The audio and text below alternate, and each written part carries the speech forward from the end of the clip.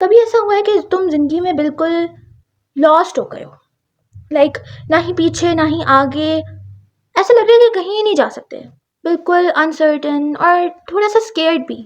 और अगर तुम ये वीडियो भी देख रहे हो ना तो समझ लो कि यार ये मोमेंट बहुत रेयर है। Life rarely gives you clarity in transition and when it does you either grab it or you lose it forever. Psychology कहता है ह्यूमन नेचुरली रेजिस्ट ट्रांजिशंस। हम कंफर्ट जोन छोड़ना नहीं चाहते और फ्यूचर का फियर दिमाग को बिल्कुल ब्लॉक कर देता है।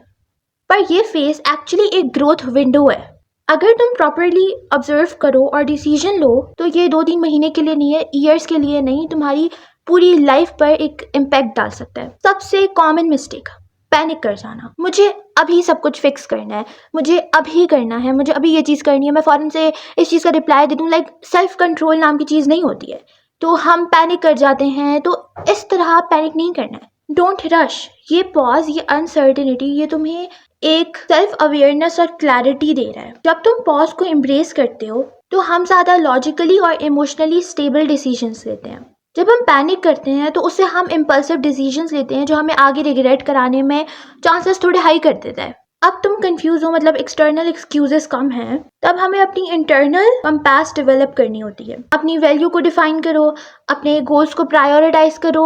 जब तुम्हारे पास क्लियर इंटरनल कंपास होगा, एक्सटर्नल अनसर्टेनिटी ऑटोमेटिकली कम लगती है। बिगर पिक्चर का स्ट्रेस तुम्हें ओवरवेलम करता है, इसलिए 1-2 विंस हर वीक अचीव करो। जैसे एक टाइम पे सोना और उठना, किसी स्किल पर एटलीस्ट 30 मिनट्स काम करना, जर्नलिंग करना, मेडिटेशन करना, एनीथिंग। साइकोलॉजी कहता है कि जो स्मॉल विन्स होते हैं वो ट्रिगर करते हैं डोपामाइन को और हमें मोटिवेटेड रखते हैं। ये फेज ओल्ड आइडेंटिटी को रिलीज करने का भी है। ओल्ड फ्रेंड्स हो गए, ओल्ड टॉक्सिक माइंडसेट हो गया, ओल्ड रूटीन्स हो गई, ओल्ड हैबिट्स हो गए। कुछ बुरी चीज़ों को छोड़ दो और कुछ पे अपनी बाउंड्रीज सेट करो। पर न्यू आइडेंटिटी को फोर्स मत करो, ये आपकी नेचुरली खुद ही बिल्ड होगी टाइम टू टाइम, अगर तुम कंसिस्टेंट हो और सेल्फ अवेयर हो। ट्रांजिशन फेज का मैजिक ये है कि तुम अपने डिसीजंस और फेलियर्स को ऑब्जेक्टिवली देख सकते हो। तुम स्मार्टर डिसीजंस ले सकते हो, तुम अपने पैटर्न समझ सकते हो। अगर तुम अभी इस वीडियो के एंड तक आ चुके हो तो बस एक बात याद रखना, लाइफ के बीच के फेजेस बहुत रेयर होते हैं।